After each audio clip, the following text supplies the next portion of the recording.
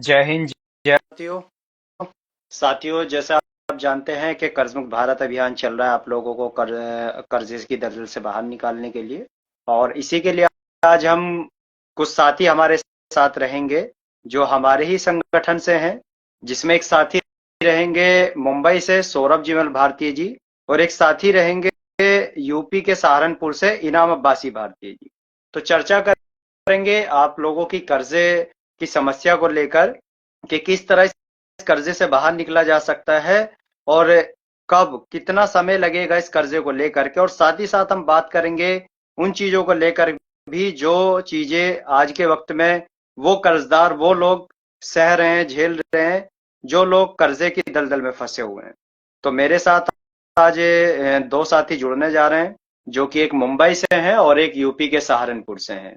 तो साथ ही साथ जैसे कि आप लोगों को पता ही है कि कर्ज मुक्त भारत अभियान आप लोगों के लिए बराबर निरंतर आप लोगों के लिए काम कर रहा है, जिसमें अभी हम लोग सुप्रीम कोर्ट भी जा रहे हैं पीआईएल लगाने के लिए, क्योंकि अभी तक सरकार आप लोगों का डेटा ले रही थी लेकिन अभी वो डेटा लेना भी बंद कर दिया है। तो हमारा प्रयास सिर्फ इतना है कि आप लोगों को इस कर्जे की दलदल से बाहर निकाला जा सके, इस कर्जे से आप बाहर निकल सकें, क्योंकि आज कर्जा बहुत बड़ी समस्या है देश के अंदर, लेकिन बहुत सारे लोग हैं जिन्हें ये समस्या समस्या ही नहीं लग रही है। तो उसी पर चर्चा आज रखी गई है, जिसमें हमारे साथ मैंने बताया कि दो साथी जुड़ने जा रहे हैं, और वो साथी भी आप लोगों के लिए काम कर रहे हैं, कंटिन्यू काम चल रहा है, बराबर काम कर रहे हैं, जिसमें एक साथी अभी सहारनपुर लोकसभा की जिम्मेदारी है, सहारनपुर में काम कर रहे हैं, और इसी में एक साथी हैं जिन पर मुंबई की जिम्मेदारी है, महाराष्ट्र की जिम्मेदारी है, महाराष्ट्र में काम कर रहे हैं। क्योंकि आज के वक्त में अगर देखा जाए तो कर्जा बहुत बड़ी समस्या है, और समस्या इसलिए भी मैं कह रहा हूं क्योंकि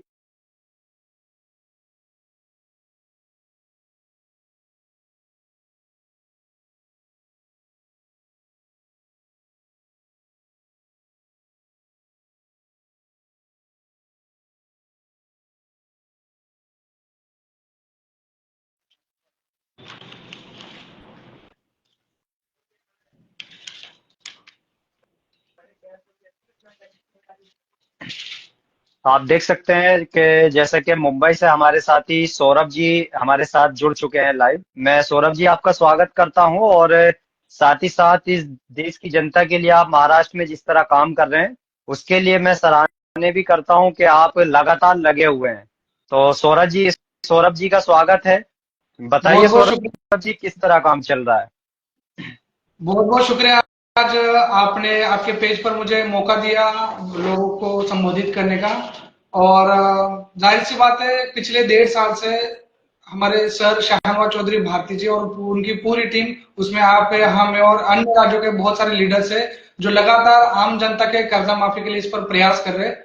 और 1.5 सालों में सरकार से जो हमें उम्मीद थी, उस पर अभी तक सरकार ने तो कोई ठोस निर्णय नहीं लिया। लेकिन हाँ, ये तो कह सकते हैं कि 1.5 साल में बहुत सारा प्रभाव सरकार पर हो, चाहे आरबीआई पर हो या फिर कोई रिकवरी एजेंसी हो, वो उन पर बहुत अच्छा खासा प्रभाव उन पर पड़ा है। और समय समय पर अपने दबाव पर आरबीआई ने बहुत सारे गाइडलाइंस भी निकाली है।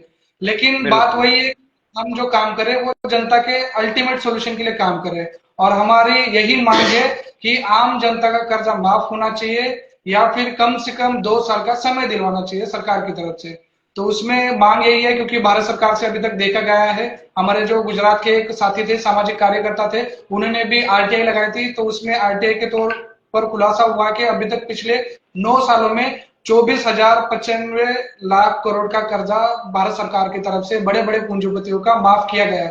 तो उसके लिए चाहे अलग अलग टर्म यूज किए जाते हैं, वो राइट ऑफ हो, अंडर राइट हो, हेयर कट हो, या फिर कोई भी अलग टर्म्स यूज करके बड़े बड़े उद्योगपतियों को सहूलत दी जाती है। तो हमारी भी यही साधारण मांग है, जैसे एक तरफ आप बड़े बड़े उद्योगपतियों का कर्जा माफ करते हो, जरूरत पड़ने पर अपने किसान भाइयों का भी कर्जा माफ किया जाता है। जब पता चलता है कि उनकी स्थिति खराब है, फसल खराब हो जाती है, तो ऐसे समय पर उनको भी राहत दी जाती है। तो ये जो बाकी आम जनता है, जो छोटा मोटा व्यापारी वर्ग है, जो मजदूर वर्ग है, इनके बारे में कौन सोचेगा।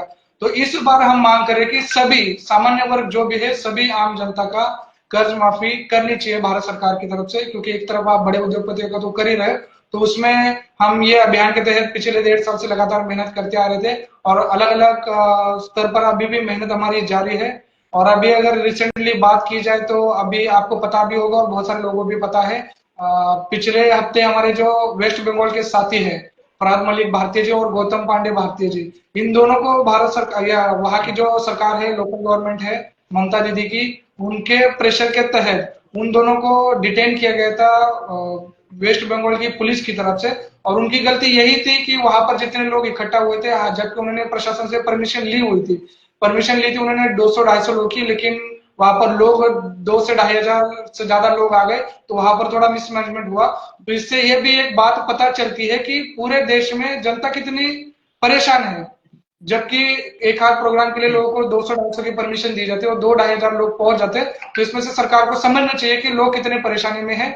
और वहां पर ये उम्मीद थी कि वहां पर इतने सारे लोग आए तो प्रशासन मदद करेंगे, उसके साथ साथ वहां का कोई लोकल लीडर आके वो जनता को संबोधित करेगा, लोगों की जनता की समस्या समझ लेगा और उनको उस हिसाब से गाइड करेगा। बल्कि उल्टा ये हुआ कि वहां के लोकल रिपोर्टर लीडर रहेगा या फिर वहां पे जो भी बैंक या फिर रिकवरी एजेंसी काम करिए, उनके दबाव में आकर पुलिस ने हमारे साथियों को ही डिटेन किया। तो उसके संदर्भ में आज ही कल ही खुशखबरी मिली कि हमें उनको छुड़ाने में हमारी लीगल टीम का भी बहुत बड़ा सराहनीय काम भी था, तो कल ही उनको रिहा किया गया है। लेकिन सभी लोगों से और जनता से मैं यही संबोधित करना चाहूंगा कि ये जो आग जो लगाना चाह रही है सरकार हो, चाहे रिकवरी एजेंसी हो, चाहे जो भी हो, ये आग बहुत दूर तक फैलती जाएगी। और सर की टीम जितने भी पूरे देश में काम कर रही है, ये जब तक जनता का कर्जा माफ नहीं हो जाता तब तक रुकेगी नहीं।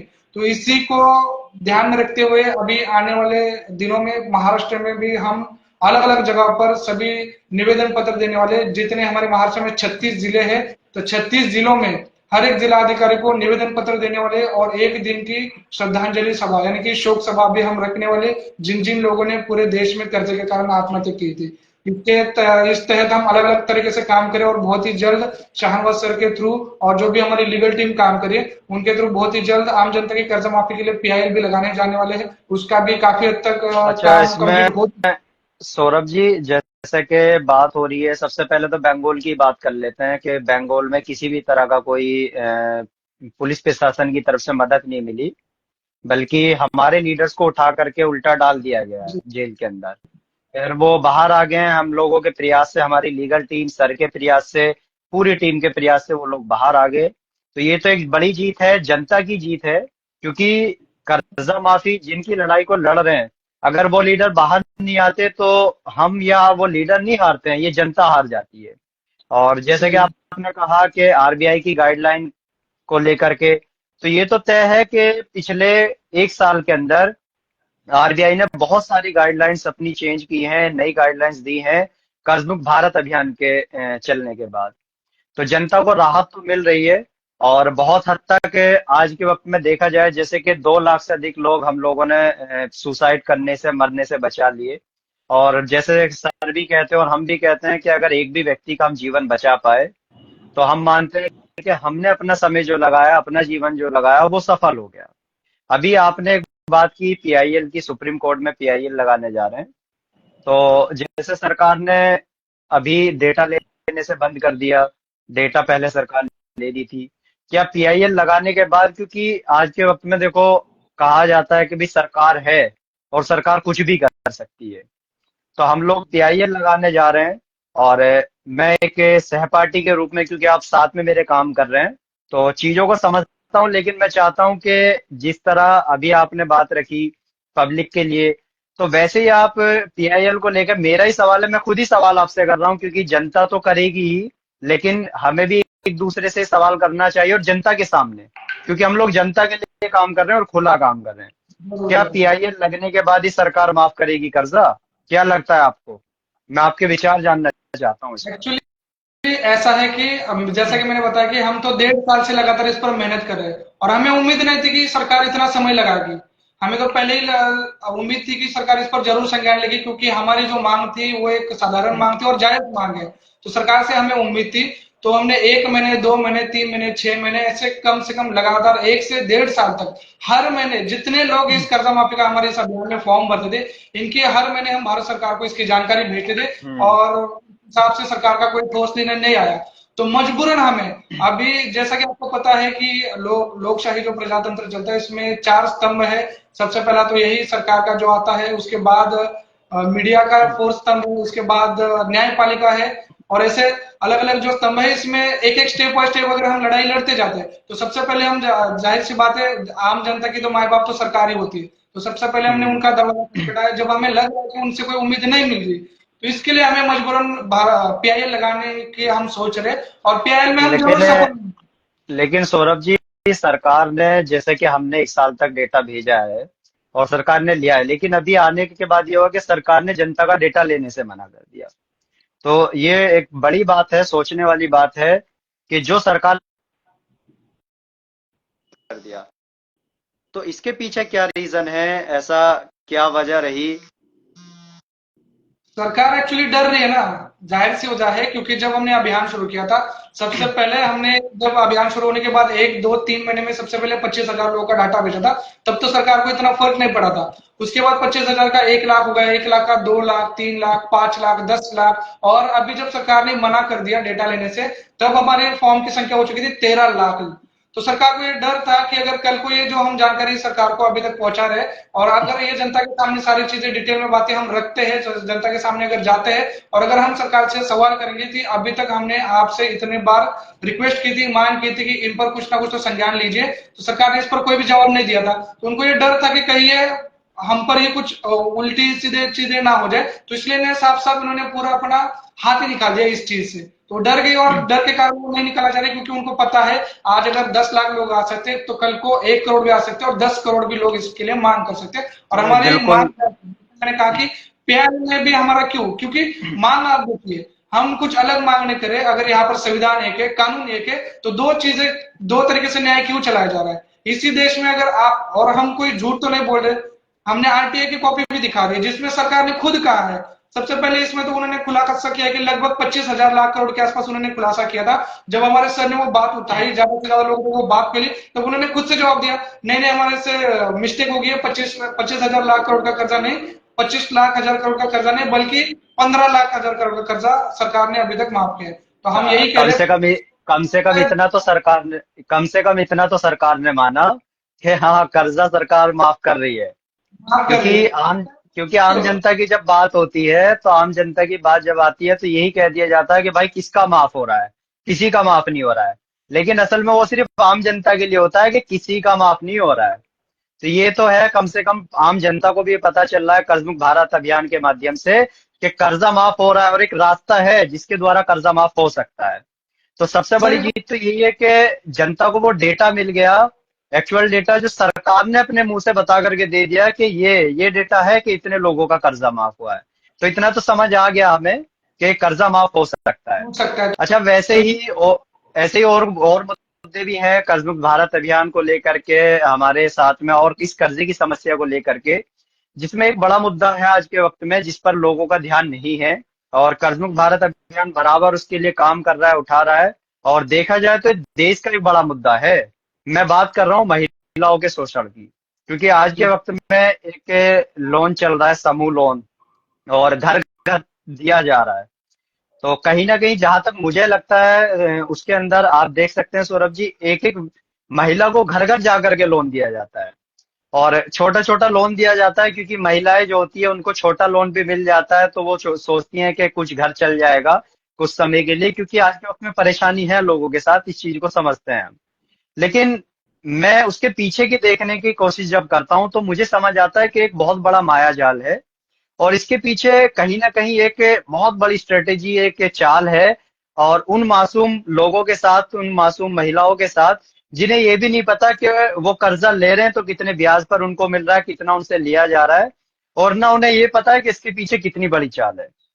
तो उसमें ये होता ये है कि जो सबसे बड़ा मुद्दा मुझे नजर आ रहा है कि महिलाओं का शोषण हो रहा है बहुत ज्यादा, क्योंकि घर पर बैठ जाते हैं, बेइज्जत करते हैं, और बहुत सारी न्यूज भी आई कि पैसा चुकाने के बदले में उनसे उनकी इज्जत मांग ली गई, ऐसी बहुत सारी चीजें।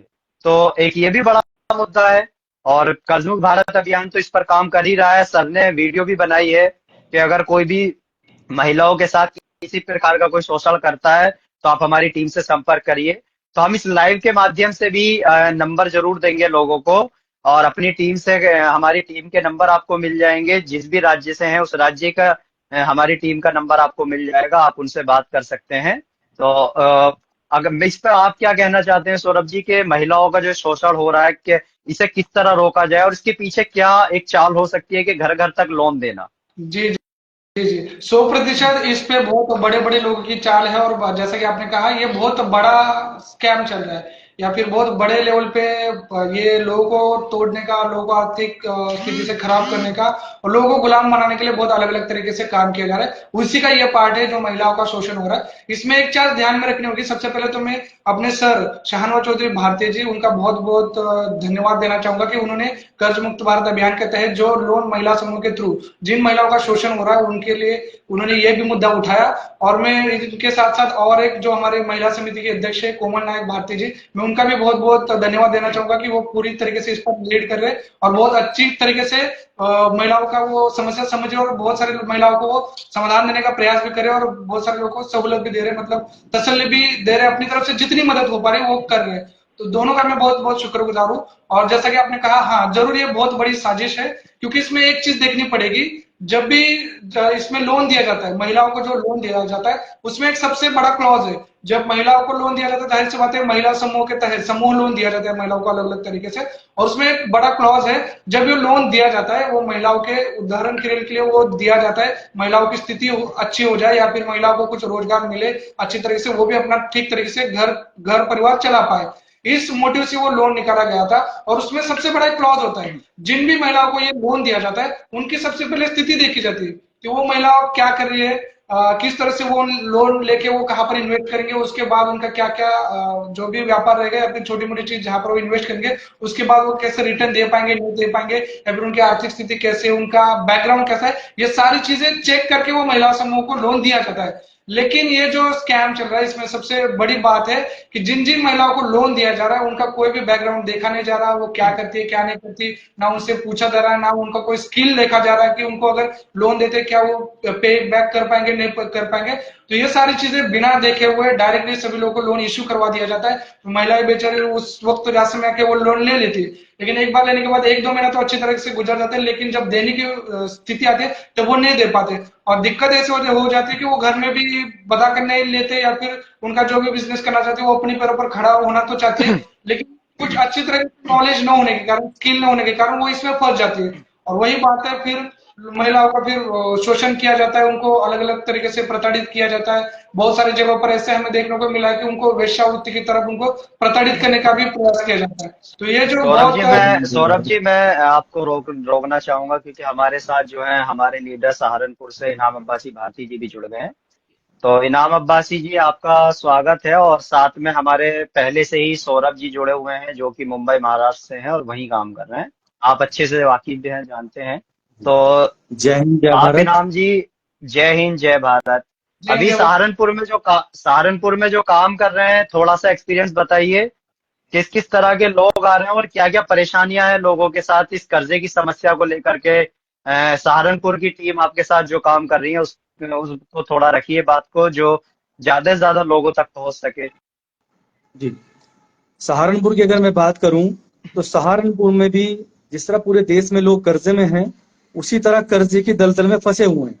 कारोबार को लेके जो जैसे नोटबंदी आई या जीएसटी आया, उसके बाद फिर लॉकडाउन लगा दिया गया बिना तैयारी के, और व्यापार खराब हो गए। व्यापार खराब होने के कारण लोगों की आर्थिक स्थिति खराब हो गई, और वहां पर बैंकों ने उनको फंसाया है, एक माया जाल ऐसा बिछाया है कि उनको कर्जा दे देकर उनको फंसाया गया।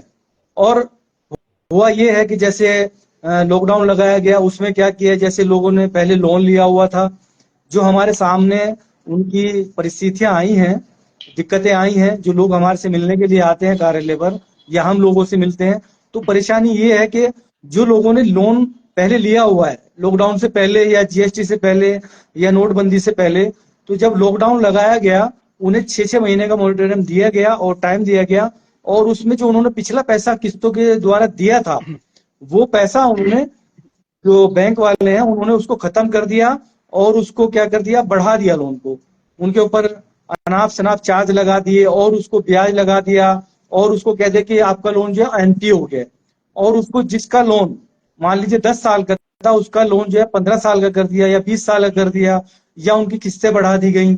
और इस तरह के बहुत सारे और बहुत सारी चीजें हैं, जैसे समूह लोन चल रहा है आजकल। इतना ज्यादा लोग ग्रस्त है, महिलाएं इसमें ज्यादा पीड़ित हैं। और मेरे ख्याल में ऐसा कोई हमारे देश का ऐसा कोई मोहल्ला बचा होगा जिसमें जो महिला का लोन है, जो महिला समूह लोन बोलते हैं जिसको, ये ना दिया जा रहा हो। और ये जो बड़े बड़े साहूकार या जो बड़े बड़ी कंपनियां प्राइवेट फाइनेंस हैं, इनको 10-10 महिलाओं को इकट्ठा करके उन महिलाओं को जिम्मेदारी देकर वो उन महिलाओं को लोन दिलवाते हैं। हालांकि उनकी कोई इनकम नहीं है, कोई सोर्स नहीं है, फिर भी उनको लोन दिया जाता है। जब वो नहीं दे पाती हैं, जब महीने की किस्त आती है या हफ्ते की किस्त आती है या 15 दिन की किस्त आती है, जब वो नहीं चुका पाती हैं, तो उनको 10 औरतों को, जो 10 औरतें होती हैं, 9 औरतों को उसके घर भेजा जाता है, उसको प्रताड़ित किया जाता है, परेशान किया जाता है या परेशान किया जाता है उसको। और फिर भी वो अगर नहीं दे पा रही है, तो जो बैंक वाले हैं रिकवरी एजेंट, उनको भेजा जाता है गुंडे बनाकर, उनको परेशान किया जाता है, कोई टाइम नहीं दिया जाता और उनका मिस यूज भी किया जाता है। उनके धमकी दी जाती है। अभी पिछले हफ्ते भी मेरे पास शारदा नगर की कुछ महिलाएं आई थी, जिसमें से मेरे ख्याल में 70 साल की एक महिला थी, उसके साथ 40 साल की भी थी और 35 या 30 साल की महिलाएं थी। तो उन लोगों से फिर एसएसपी के यहाँ हमने आवेदन दिलवाया ताकि उनको समय दिलवाया जाए, उनको गाइड किया गया, वरना इतनी हालत खराब है उन लोगों की कि आत्महत्या करने पर मजबूर है। इतना बुरा हाल कर दिया है इन लोगों ने। लेकिन सरकार की अभी तरफ से जैसे हमने फॉर्म भरवाए हैं जी, बोलिए बोलिए बोलिए। सरकार की तरफ से जो फॉर्म भरवाए हैं 12 लाख से ज्यादा हम दे चुके हैं, लेकिन वहां से कोई अभी तक उनको जो है बिल्कुल सोल्यूशन नहीं दिया जा रहा है, कोई उनकी तरफ से देखा नहीं जा रहा है। उनको कोई मतलब जैसे माफी के लिए कराया जा रहा है, वहां से कोई हमें जवाब नहीं मिला हमारी टीम को। तो मैं तो यही अभी चाहूंगा कि जो अभी लोग हम परेशान हैं। इनाम जी, आपके ज्वाइन होने से पहले इसी पर बात कर रहे थे, इसी पर हम जी चर्चा कर रहे थे जी जी जी कि सर। महिलाओं का शोषण सबसे ज्यादा हो रहा है कर्जे को लेकर के। हाँ जी हाँ जी। और वही बात आपने रखी कि महिलाओं के साथ शोषण हो रहा है सिर्फ एक छोटा छोटा कर्जा दे करके। तो जैसे आपने बताया, उसमें मैंने भी जाना है कि होता ये है कि अगर 10 महिलाएं हैं और एक महिला कोई भी पैसे देना बंद कर देती है किसी भी कारण, जी तो बाकी 9 महिलाओं से उसकी किस्त ली जाती है, उस वो पैसा बाकी 9 महिलाओं से लिया जाता है। तो जी। एक ये भी सोचने वाली बात है, क्या ये लीगल रूप में सही है? क्या अगर नहीं, ये बिल्कुल गलत है, बाकी को ऐसा ये नहीं होना अगर चाहिए। अगर नहीं, ये सवाल से देखा, ये सवाल सरकार से है ना, ये सवाल उस सिस्टम हाँ से है जो इस चीजों को देख रहा है। क्या ये सही है? जब हमें पता है, आम जनता को पता है, क्या उन लोगों को नहीं पता होगा? पता है। और अगर नहीं पता है तो ये भी शर्म की बात है कि देश में एक सरकार, एक ऐसा सिस्टम जो पूरे देश को चला रहा है और उसे अपने देश में ये नहीं पता कि क्या हो रहा है। तो मुझे नहीं लगता कि नहीं पता है, सरकार को पता है, सरकार के लोगों को पता है। लेकिन सोचने की बात है कि फिर भी उस पर कोई कार्रवाई नहीं होती, कोई बदलाव फिर भी उसके अंदर नहीं हो रहा है। क्योंकि उन लोगों को जब नो किसी ने अगर कर्जा लिया तो उसने परेशानी में लिया ना। और वहीं बिल्कुल। जब एक महिला किसी परेशानी की वजह से वो नहीं चुका पा रही है, तो उन लोगों के ऊपर वो बर्डन डाल दिया जाता है कि या तो उससे लड़ो, जाकर के पैसा लो, नहीं तो आप लोग भरो। तो देखो किस तरह शोषण हो रहा है। ऐसे ही अभी एक राजस्थान की घटना भी थी, आप लोगों ने तो अपने अलग अलग फेसबुक पेज से उसको डाला भी था और कोशिश भी की कि बात की जाए। तो वहां हमने देखा कि एक 15 साल एक लड़की थी जो नाबालिग थी, और उसके बाप ने ही उसके साथ शोषण किया। और उसके बाद अलग कर्जे के कारण जो है और भी 15 लोगों के ऊपर एफआईआर हुई जिन्होंने उसके जी साथ जो है गलत तरीके से, एक तरीके से मैं कह लूं कि फिजिकल फिजिकल रिलेशन बच्ची के साथ बनाया। और हाँ जी। वो सिर्फ कर्जे की समस्या को लेकर के ही वही सब हुआ। तो कहीं ना कहीं शोषण तो महिलाओं का हो रहा है और बहुत ज्यादा हो रहा है। तो इस पर नजर तो होनी चाहिए और इसको रोकना भी चाहिए। लेकिन आखिर क्यों क्यों नहीं इसे रोक रहे हैं? क्यों वो लोग कार्रवाई नहीं कर रहे हैं? मुझे ये बात समझ नहीं आती। और जब कर्जमुक्त भारत अभियान इसे लेकर के काम कर रहा है, कर्जमुक्त भारत अभियान उन लोगों के लिए काम कर रहा है, तो उन लोगों को जेल में डाल दिया जा रहा है। उन लोगों को कहीं ना कहीं मेरे जैसे हिसाब से सरकार डरी हुई है हमारे या बंगाल कुछ ऐसा लग रहा है। हमारे बंगाल के साथी थे, आपको पता है अच्छे से कि अभी ही कल वो जेल से निकल करके आए हैं, और जी आज इसी बिल्कुल। पर मेन हमारी चर्चा भी है कि जो लोग काम कर रहे हैं, ऐसे लोगों के लिए जो लोग कर्जे की दलदल में फंस चुके हैं और कोई सहारा नहीं है उनके पास, जो काम सरकार को करना चाहिए वो काम कर्ज मुक्त भारत अभियान के लोग कर रहे हैं, तो उन क्रांतिकारियों को उठा करके जेल में डाल दिया जा रहा है। तो कहीं जी ना कहीं मुझे ऐसा लगता है कि कोई एक सरकार नहीं या एक नेता नहीं, ये सभी लोग या सभी नेता नहीं चाहते कि जनता का कर्जा माफ हो। क्योंकि बंगाल में देखा जाए तो ममता जी की सरकार है, वहां तो कोई बीजेपी की सरकार भी नहीं है, वहां तो जी ममता जी जी की सरकार है। तो मुझे तो ऐसा लगता है कि कोई एक सरकार नहीं, ये सब लोग जो जितने भी पुराने नेता हैं, सब ऐसे सब लोग हैं जो नहीं चाहते कि जनता का कर्जा माफ हो। हम्म क्योंकि अगर मान लीजिए भी अगर आप बीजेपी को कह लें कि बीजेपी नहीं चाहती, तो बंगाल में तो बीजेपी की सरकार नहीं थी, बंगाल में ममता जी की सरकार थी। ममता जी को बिल्कुल। करना, ममता जी उठा करके हमारे साथियों को जेल में डाल दें, जबकि होना ये चाहिए कि भाई आप अपने कम से कम अपने क्षेत्र के लोगों के लिए, अपने स्टेट के लोगों के लिए बात करें, उनको उस कर्जे की दलदल से बाहर निकालने की कोशिश करें।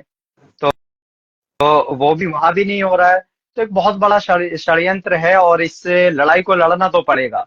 हो सकता है कल और भी साथी हमारे जेल जाएं, मैं जेल जा सकता हूँ, आप जा सकते हैं, सौरभ जी हैं, सौरभ जी हो सकता है सौरभ जी को जेल भेज दिया जाए। लेकिन डरना तो नहीं है, क्योंकि जिस तरह महिलाओं का शोषण हो रहा है, जिस तरह आम जनता को दबाया जा रहा है, तो मुझे नहीं लगता कि ये लड़ाई हमारी जायज नहीं है। जायज लड़ाई, और जब आप किसी चीज के लिए सही सही के लिए आप लड़ रहे हैं, हक के लिए लड़ रहे हैं, तो तब आपको नहीं डरना चाहिए। सौरभ जी शायद अभी हमारे साथ नहीं है। जी जी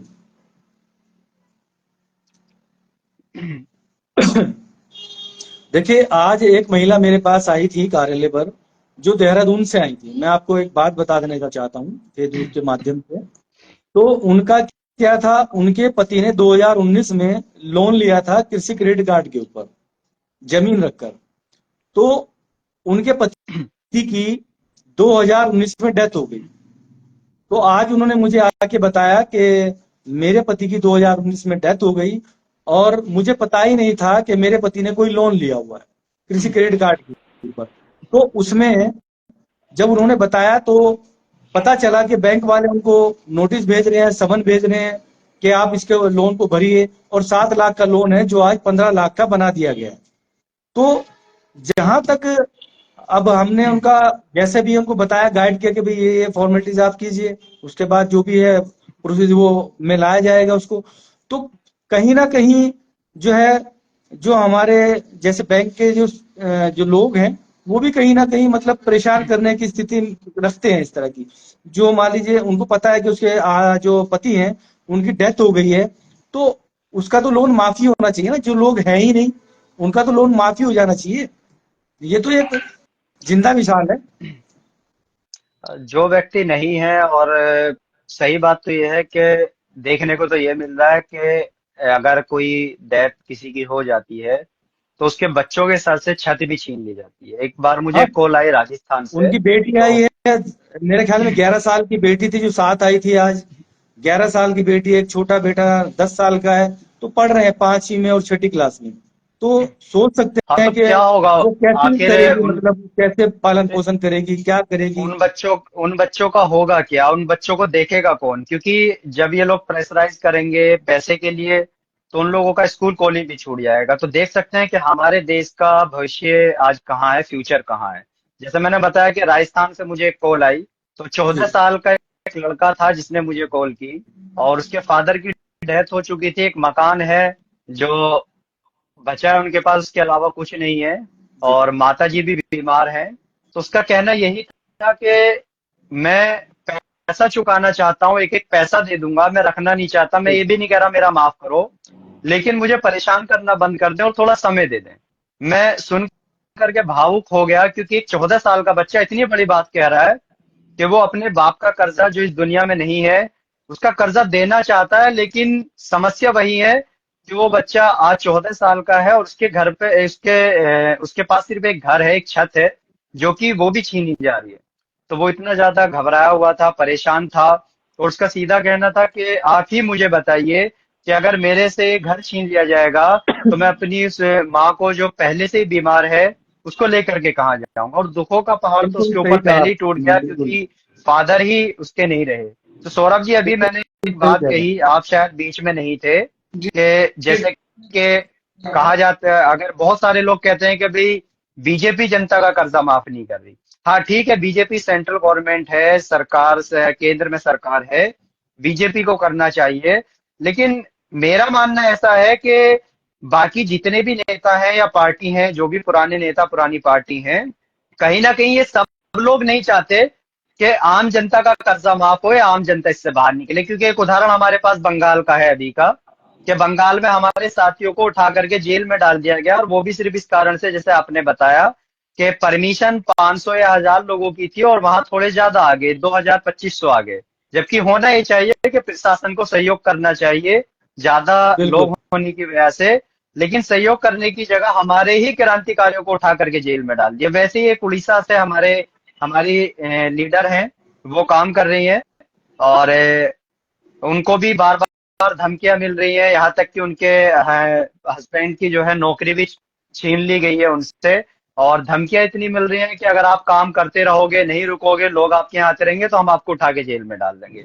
लेकिन एक क्रांतिकारी है, तो सबसे पहले मैं उनको सलाम भी करता हूँ, और उनके हौसले की मैं दाद देता हूँ कि वो महिला होकर के लड़ रही हैं। और उन्होंने बोल दिया कि नहीं, आप मुझे जेल में डालो या कुछ भी करो, लेकिन मैं आम जनता के लिए बराबर काम करती रहूंगी, निरंतर काम करती रहूंगी। तो मेरा कहना सिर्फ यही है कि हमारे क्रांतिकारी तो लड़ रहे हैं, जेल जाने से भी नहीं डर रहे हैं। लेकिन वो पुराने नेता, जो, जैसे ममता जी की बात कर लीजिए, अगर ममता जी पूरे देश का नहीं कर सकती तो बंगाल का तो कर सकती हैं। बंगाल में तो अपने लोगों का कर्जा माफ कर सकती हैं, लेकिन वो कर्जा माफ करने की जगह कर्ज मुक्त भारत अभियान के क्रांतिकारियों को उठा करके डाल रहे हैं। तो इस पे सौरभ जी, आपकी क्या राय है इन सभी पुराने नेताओं को लेकर? और महाराष्ट्र में किस तरह आपको देखने को मिल रहा है? क्या महाराष्ट्र में भी ऐसा ही माहौल है, या महाराष्ट्र की सरकार जनता का साथ दे रही है? नहीं, सही कहा आपने। ये सिर्फ बात बीजेपी बीजेपी की ही नहीं है, तो अन्य पार्टियों की भी यही बात है। क्योंकि आपने बंगाल को तो एग्जांपल दे ही दिया, लेकिन इसके साथ साथ कई और दो तीन राज्य हैं, उनसे भी अगर हम देख लेते। क्योंकि सेंट्रल में तो बीजेपी गवर्नमेंट और भाजपा सरकार से हम तो मांग करें, हालांकि वो तो इस पर कुछ संज्ञान नहीं ले रही। लेकिन जबकि देखा गया, तो चाहे बीजेपी के साथ, चाहे बीजेपी हो, कांग्रेस हो, आम आदमी पार्टी हो, सपा बसपा, चाहे जो भी पार्टी हो, मुझे लगता है ये सब एक ही थाली के चट्टे बट्टे हैं। क्योंकि अगर देखा जाए, तो पंजाब में जब मैं एक महीना था, तो वहां पर पंजाब में पूरी तरीके से आम आदमी पार्टी की सरकार है। तो वहां पर भी जो रोपड़ में हमारा केंद्र चल रहा था, रोपड़ में हमारे प्रदेश अध्यक्ष जी थे पंजाब के, धर्मेंद्र सिंह हरमन जी, जब वो वहां पर काम करते, वहां पर भी सेम स्थिति थी। बहुत सारे पैमाने में लोग आने लगे थे। एक दिन में 2-2, ढाई-ढाई, 3-3 हजार से ज्यादा लोग आने लगे थे। तो वहां पर भी सेम स्थिति, प्रशासन को आगे करके वहां की सरकार ने, वहां के जो आम आदमी पार्टी के एमएलए थे, उन्होंने दबाव बना के वो पूरा केंद्र बंद करवाने का प्रयास किया। उसके साथ साथ वेस्ट बंगाल में भी देखा गया, जो हमारे साथियों को उठाकर अंदर डाल दिया था, तो वहां पर टीएमसी की सरकार है। और अगर राजस्थान की हम बात करें, तो खैर अभी तो राजस्थान में बीजेपी की सरकार है। लेकिन अगर बात करें 6 महीने पहले की, 8 महीने पहले की, तो वहां पर तो कांग्रेस की सरकार थी। तो वहां पर भी कोई हमें जो उम्मीद थी, उस तरीके से सरकार से कोई संज्ञान नहीं मिला था। और जबकि हमारे लीडर्स काम करे, तो वहां पर भी दबाव बनाने का प्रयास किया जा रहा था। मध्य प्रदेश में पूरी तरीके से बीजेपी की सरकार है, तो वहां पर तो पूरी तरीके से हमारी टीम पर दबाव बना के वहां पर तो प्रमाण पत्र वितरण का कार्यक्रम भी सक्सेस नहीं होने दिया वहां की सरकार ने। तो अगर इस अलग अलग राज्यों की बात की जाए, तो चाहे टीएमसी हो, आम आदमी पार्टी हो, कांग्रेस हो, बीजेपी हो, ये सभी एक जैसे नेता लोग हैं और एक ही पार्टियां हैं।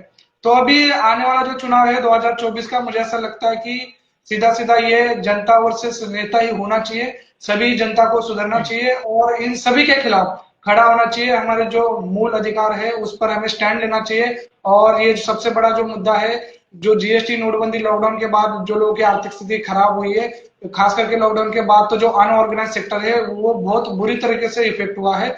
तो कम से कम लोगों को ये स्टैंड लेना चाहिए कि जब ये नेता लोग, चाहे जो भी पार्टी के नेता हो, जब उनसे वो वोट मांगने आए, तो हमें हमारा ये सवाल होना चाहिए कि आप हमारा कर्जा माफ करवाने के लिए समर्थन करते हैं या नहीं करते हैं। जो लोग इस कर्जा बिल्कुल। माफी के लिए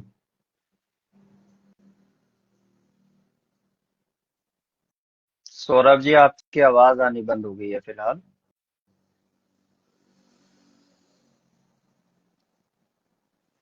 सौरभ जी शायद अभी नेटवर्क में नहीं है, सौरभ जी की आवाज अभी नहीं आ रही है। और जैसे सौरभ जी ने बताया राजस्थान को लेकर के, तो राजस्थान में मैं खुद काम कर रहा हूँ टीम के साथ में।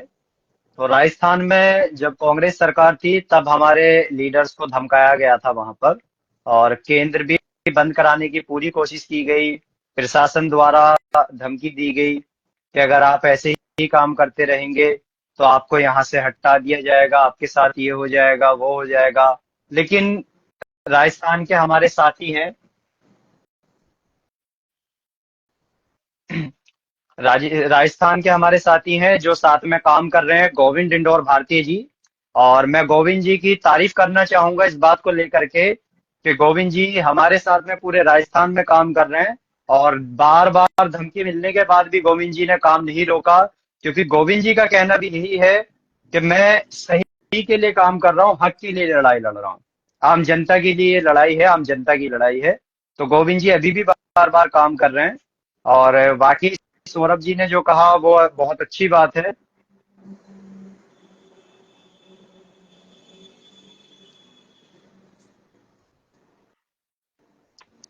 सौरभ जी अभी लाइन पर नहीं है। सौरभ जी ने जैसा कहा कि 2024 का चुनाव, 2024 का चुनाव तो जनता वर्सेस नेता होने वाला है। लेकिन जनता को ये समझना पड़ेगा कि जनता के लिए आखिर काम कर कौन रहा है। क्योंकि अगर कोई पार्टी, कोई नेता आपका कर्जा माफ करने के लिए आपकी आवाज नहीं उठा रहा है तो वो आपका नेता है, आपकी पार्टी नहीं है। वो कोई भी पार्टी है, कोई भी नेता है, अगर वो आपके लिए बात नहीं कर रहा है, आपके हक के लिए बात नहीं कर रहा है, तो फिर वो आपका नेता, आपकी पार्टी हो ही नहीं सकता। और सीधा सा सवाल है, जो भी आता है उससे एक ही सवाल कर लीजिए, क्या आप मेरा कर्जा माफ करने के लिए आवाज उठाएंगे? क्या आप मेरा कर्जा माफ करेंगे? अगर वो नेता कहता है कि हाँ मैं आपका कर्जा माफ करने के लिए तैयार हूँ, सरकार से ये मांग रखने के लिए तैयार हूं, तो वो आपका नेता है। और कहने से नहीं चलेगा, होना भी चाहिए, कहना भी चाहिए, सरकार से कर्जा माफ कराना भी चाहिए। और अगर आप नहीं कह सकते या आपका नेता आपके लिए नहीं कह सकता, तो आप सबसे पहले तो खुद से सवाल करिए कि आप किस नेता को चुन रहे हैं या किस नेता को चुन लिया, जिस नेता से आप सवाल भी नहीं कर सकते, उस जिस नेता से आप ये पूछ भी नहीं सकते क्या वो आपके लिए आवाज उठाएगा। और जो नेता आपके लिए आवाज नहीं उठा रहा, जो नेता आपके कर्जा माफी के लिए काम नहीं कर रहा, तो फिर आप दोबारा से विचार करिए, क्या वो आपका ही नेता है? तो इस सोचने वाली बात है। और बाकी 2024 का चुनाव जनता वर्सेस नेता का होगा। और अभी जहां 13 लाख लोग कर्ज मुक्त भारत अभियान से जुड़े हुए हैं, कल ये 1 करोड़ भी होंगे और 10 करोड़ भी होंगे। और बिल्कुल आप लोगों से सिर्फ इतना कहना है, सभी लोग ध्यान से सुन लीजिए, इसको शेयर कीजिए, ज्यादा से ज्यादा लोगों तक पहुंचाइए। आप लोगों का कर्जा माफ सिर्फ तभी हो सकता है जब आप ज्यादा से ज्यादा संख्या में हों। क्योंकि किसान किसान सिर्फ लाखों की संख्या में थे, लेकिन किसानों ने सरकार को झुका दिया। अगर आप करोड़ की संख्या में हो गए तो सोचिए आपका क्या होगा। आपका एक एक पैसा माफ हो जाएगा, एक एक रुपया माफ हो जाएगा। और आप लोगों को कुछ नहीं कर रहा, हम लोग कर रहे हैं आप लोगों के लिए काम, निरंतर काम कर रहे हैं, पूरी टीम लगी हुई है। आप लोग सिर्फ इतना काम करिए कि आप अपना फॉर्म भरने के साथ साथ अपने आस पास में 10 लोगों के फॉर्म और भरा दीजिए। और फॉर्म भराने का मतलब ये नहीं कि आप काम कर रहे हैं, आप उनकी मदद कर रहे हैं। भाई 10 लोग, ऐसे 10 लोग जो कर्जे में हैं, जिनके पास कोई रास्ता नहीं है निकलने के लिए, बाहर निकलने के लिए कोई उनके पास रास्ता नहीं हो, और आप उन्हें वो रास्ता दे रहे हैं, वो प्लेटफॉर्म दे रहे हैं, कर्ज मुक्त भारत अभियान के बारे में बता रहे हैं, जहां से उन्हें राहत मिल रही है, सपोर्ट मिल रही है, और उनकी कर्जा माफी के लिए भी सरकार को उनकी जानकारी जा रही है।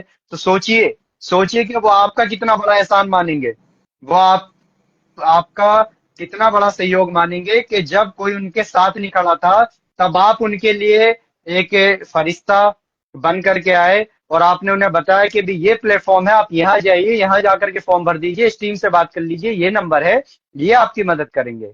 साहब, जब व्यक्ति अकेला होता है, उसके लिए इतना ही काफी है कि आप उसका हाथ पकड़ करके उसे एक सहारा दे दें, एक सहारा उसको आपकी तरफ से मिल जाए। क्योंकि आज जब कर्जे में कोई फंस जाता है, कोई साथ नहीं आता, लेकिन आप तब साथ खड़े हैं, आप तब साथ दे रहे हैं, तो सोचिए कितनी बड़ी बात है। तो आप अपना फॉर्म भरिए और साथ ही साथ अपने आसपास में ऐसे 10 लोगों के फॉर्म और भराइए जो लोग कर्जे के कारण इस दलदल में फंसे हो और निकल नहीं पा रहे हैं। जैसे इनाम जी काम कर रहे हैं, सहारनपुर में काम कर रहे हैं, सहारनपुर में एक एक गांव में जाकर के काम कर रहे हैं। सौरभ जी काम कर रहे हैं, एक एक गांव में काम कर रहे हैं। वैसे ही हमारी पूरी टीम काम कर रही है और बहुत सारे अच्छे वॉलेंटियर्स हैं जिनके ऊपर खुद कर्जा नहीं है, लेकिन फिर भी काम कर रहे हैं, निरंतर काम कर रहे हैं। ऐसे लोगों की मदद कर रहे हैं जो लोग कर्जे में हैं, फंसे हुए हैं। सिर्फ किस लिए? सिर्फ इसलिए कि उनका जमीर जिंदा है। वो चाहते हैं कि कोई इस कर्जे के कारण खुदकुशी ना करे। वो चाहते हैं कि कर्जे के कारण कोई अपनी जान ना गंवाए। तो आप लोग भी कुछ नहीं कर सकते तो बस इतना करिए कि कोशिश करिए, प्रयास करिए कि कोई कर्जे का जान न गंवाए। ऐसे लोगों को बताने का काम करिए कि साहब, कर्ज मुक्त भारत अभियान आपकी मदद करेगा। कर्ज मुक्त भारत अभियान की टीम आपकी मदद करेगी। श्री शाहनवाज चौधरी भारतीय और उनकी टीम आपके लिए काम कर रही है। ये नंबर है, इस पर बात करिए। तो मैं चाहूंगा कि इनाम जी अपनी बात रखें और उसके बाद हम इस लाइव को खत्म करेंगे। जी, मैं यही कहना चाहूंगा कि जैसे हमारा कर्ज मुक्त भारत अभियान हमारे आदरणीय गुरु श्री शाहनवाज चौधरी भारती जी के दिशा निर्देश में हम काम कर रहे हैं, तो इसमें कोई भी परेशानी आती है अगर, तो इसमें कोई ऐसा नहीं है कि जिन्होंने पहले क्रांति की उनके साथ कोई परेशानी नहीं आएगी। परेशानियां तो आएंगी। अगर कोई आप अच्छा काम करने जाओगे तो परेशानी तो उठानी पड़ेगी। तो मैं सिर्फ यही बात कहना चाहता हूं कि अच्छा काम करने के लिए आपको आगे कदम तो बढ़ाना पड़ेगा, क्योंकि अगर गंदगी साफ बिल्कुल। करनी है, कीचड़ साफ करना है, तो कीचड़ में उतरना ही पड़ेगा। जो लोग राजनीति को बुरा मानते हैं या किसी चीज कहते हैं कि राजनीति बुरी है, तो अच्छे लोगों को मैं चाहूंगा कि अच्छे लोग राजनीति में आए। मैं उनको इनवाइट करना चाहता हूं कि अच्छे लोग राजनीति में आए और इस गंदी वाली राजनीति को खत्म करें आगे। क्योंकि जब अच्छे लोग राजनीति में आएंगे तभी बुरे लोग हटेंगे, इससे पहले हटने वाले नहीं है। और जैसे कि आप देख भी रहे होंगे कि कहीं भी आप जाते हैं, किसी चाय की दुकान पे जाइए, किसी होटल में जाइए, कहीं भी जाइए, तो यही सुनने को मिलता है कि यार राजनीति तो बहुत बुरी चीज है। और महिलाओं को तो ये कहा जाता है राजनीति में, तो राजनीति में मैं चाहूंगा कि महिलाओं को ज्यादा से ज्यादा आना चाहिए, ताकि महिलाएं राजनीति में आएंगी तो राजनीति की जो छवि है वो और बेहतर हो, क्योंकि जब उन्हें इनाम जी मौका खास मिलेगा। इनाम जी मैं सिर्फ अभी कर्जे को लेकर के ही बात करना चाहता हूँ, क्योंकि देखिए, समस्या जनता की कर्जे की है। हाँ, और जैसे कि हम लोग मैं वही बात बोल रहा हूँ। सुप्रीम कोर्ट में पीआईएल लगाने जा रहे हैं, तो जी अभी हम इस लाइव को यहीं खत्म करेंगे। और मैं जनता से कहना चाहता हूँ, दो बातें बता करके इस लाइव को खत्म करूंगा। सबसे जी पहले तो ये कि जो फॉर्म भरना चाहते हैं उनके लिए वेबसाइट है कर्ज मुक्त भारत अभियान की, www.karzmuktbharat.co.in। इस पर जाकर आप फॉर्म भर सकते हैं। और साथ ही सुप्रीम कोर्ट में पीआईएल लगने जा रही है, तो सुप्रीम कोर्ट में पीआईएल लगने के लिए क्या क्या, अगर आप भी चाहते हैं कि आपका भी जो कर्जा है वो भी आप उस पीआईएल के अंदर आए, आप भी इस कर्जे से निजात पा सकें, इस कर्जे से बाहर निकल सकें, तो उसके लिए मैं कल आपको बताऊंगा। कल हम फेसबुक के माध्यम से और नए लीडर्स के साथ होंगे और बताएंगे आपको कि सुप्रीम कोर्ट में जो पीआईएल लगने जा रही है उसमें आपकी क्या हिस्सेदारी होगी और किस तरह आपकी मदद होगी। तो कल सभी लोग लाइव रहिएगा। कल हम 8 से 9 के बीच का कोई समय रखेंगे, उस समय ही लाइव आएंगे और तभी आपको जानकारी देंगे कि सुप्रीम कोर्ट में पीआईएल लगने जा रही है, किस तरह आपको राहत मिलेगी। और आपको कुछ लेटर भेजने हैं पीआईएल के लिए, तो उसकी जानकारी भी आपको देंगे। तो आज के लिए इतना ही। और सभी साथियों से कहना चाहता हूं कि घबराना नहीं है, डरना नहीं है। इस कर्जे की दलदल से एक एक व्यक्ति को बाहर निकाला जाएगा। श्री शाहनवाज चौधरी भारतीय जी, कर्ज मुक्त भारत अभियान और पूरी टीम आप लोगों के लिए काम कर रही है। जय हिंद, जय भारत। जय हिंद।